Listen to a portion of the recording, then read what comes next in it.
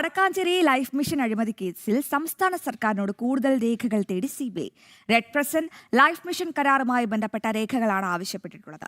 കഴിഞ്ഞ LDF സർക്കാർ CBI അന്വേഷണവുമായി സഹകരിച്ചിരുന്നില്ല. കേസിൽ പ്രാഥമിക കുറ്റപത്രം സമർപ്പിച്ച സിബിഐ വൈകാതെ അനുബന്ധ കുറ്റപത്രവും നൽകും.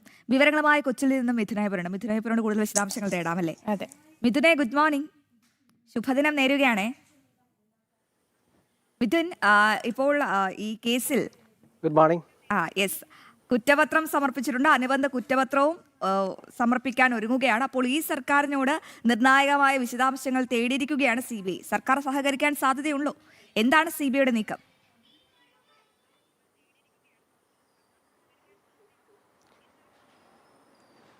വലിയ രീതിയിൽ കഴിഞ്ഞ ഭരണകാലത്ത്, അതായത് കഴിഞ്ഞ സർക്കാർ കാലത്ത് സർക്കാരിനെതിരെ, അന്നത്തെ LDF സർക്കാരിനെതിരെ വലിയ രാഷ്ട്രീയ ആയുധമാക്കിയിരുന്ന ഒന്നായിരുന്നു ഈ ലൈഫ് മിഷൻ അഴിമതി എന്ന് പറയുന്നതുമായി ബന്ധപ്പെട്ടുള്ള കാര്യങ്ങൾ. നമുക്കറിയാം, വടക്കാഞ്ചേരി കേന്ദ്രീകരിച്ച് അവിടുത്തെ MLA ആയിരുന്ന അനിൽ അക്കരയും അടക്കം ഇതുമായി ബന്ധപ്പെട്ടുള്ള നിരവധി വെളിപ്പെടുത്തലുകൾ അല്ലെങ്കിൽ അതുമായി ബന്ധപ്പെട്ടുള്ള ചില രേഖകളെല്ലാം തന്നെ പുറത്തുവിടുകയും അത് വലിയ രാഷ്ട്രീയ ആയുധമാക്കി ചെയ്ത ഒന്നാണ്.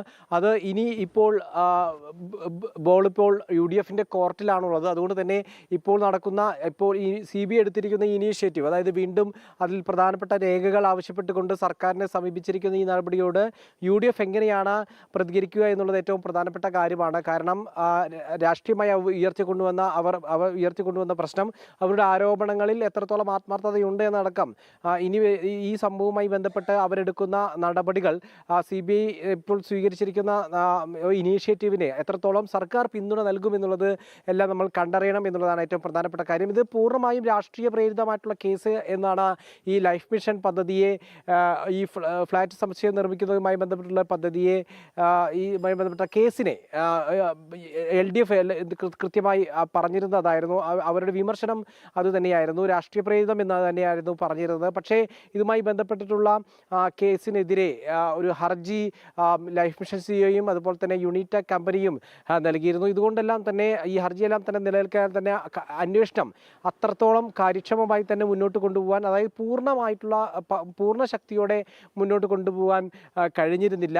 ഇപ്പോൾ ഇതുമായി ബന്ധപ്പെട്ട സർക്കാരിൻ്റെ അധികാരം നഷ്ടപ്പെടുകയും ഒക്കെ ചെയ്തതോടുകൂടിയാണ് ഈ കഴിഞ്ഞ സർക്കാർ തടഞ്ഞു വെച്ച ചില രേഖകൾ, അല്ലെങ്കിൽ ബോധപൂർവം നൽകാതിരുന്ന അത്തരം രേഖകൾ വീണ്ടും ആവശ്യപ്പെട്ടുകൊണ്ട് CBI വീണ്ടും രംഗത്തെത്തിയിരിക്കുന്നത്. കഴിഞ്ഞ ദിവസം ഇതുമായി ബന്ധപ്പെട്ടുള്ള ഒരു പ്രാഥമിക കുറ്റപത്രം 1 മുതൽ 7 വരെ പ്രതികളെ ഉൾപ്പെടുത്തിക്കൊണ്ട് CBI നൽകിയിരുന്നു. ഇപ്പോൾ അതിൻ്റെ അനുബന്ധ കുറ്റപത്രം കൂടി നൽകുന്ന നടപടികളിലേക്ക് ഉടൻ CBI കടക്കുമെന്നുള്ളതാണ്. 7ാം പ്രതിയായിട്ടുള്ള ശിവശങ്കർ, അതായത് മുഖ്യമന്ത്രി പിണറായി വിജയൻ്റെ സെക്രട്ടറി ആയിരുന്ന, ഇതുമായി ബന്ധപ്പെട്ടുള്ള M. ശിവശങ്കർ, M. ശിവശങ്കറിനെ ആദ്യഘട്ട പ്രതിപട്ടികയിൽ ഉൾപ്പെടുത്തിയിട്ടില്ല. 7 വരെയുള്ള പ്രതികളെയായിരുന്നു ആ പ്രതിപട്ടികയിൽ ഉൾപ്പെടുത്തിയിരുന്നത്.